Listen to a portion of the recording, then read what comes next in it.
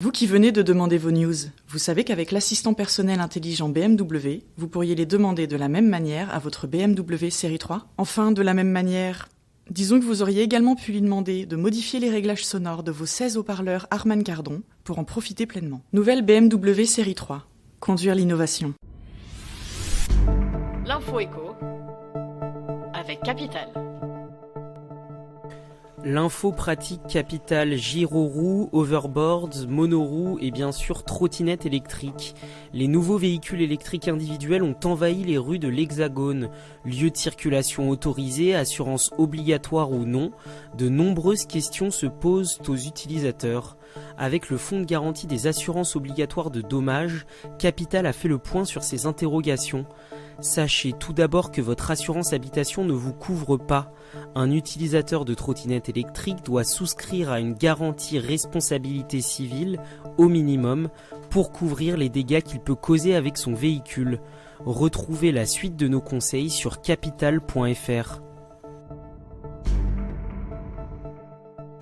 Le chiffre du jour, 78 milliards de dollars. C'est le montant des volumes échangés de crypto-monnaies sur la seule journée du 2 avril. Un record jamais atteint. Le même jour, les cours du Bitcoin ont franchi, eux, les 5000 dollars. Ces indicateurs confirment le retour des investisseurs sur ce marché. Attention, ce chiffre annoncé par CoinMarketCap, un site de référence, est néanmoins à relativiser. Aucune autorité indépendante ne vérifie en effet ces données. En outre, une récente étude du gestionnaire Bitwise Asset Management a avancé que 95% des transactions seraient artificielles et créées par les plateformes d'échange elles-mêmes. La prudence reste donc de mise. Le coup de gueule du jour est poussé par les syndicats sur la réforme des retraites. La polémique sur l'âge de la retraite ne dégonfle pas. Après les menaces de démission de Jean-Paul Delevoye, le haut commissaire en charge du dossier, c'est au tour des syndicats de lancer un ultimatum au gouvernement.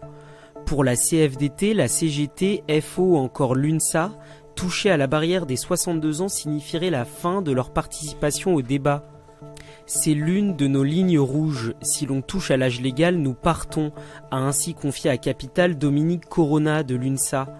En attendant des éclaircissements du gouvernement sur ses intentions, les concertations continuent. Affaire à suivre.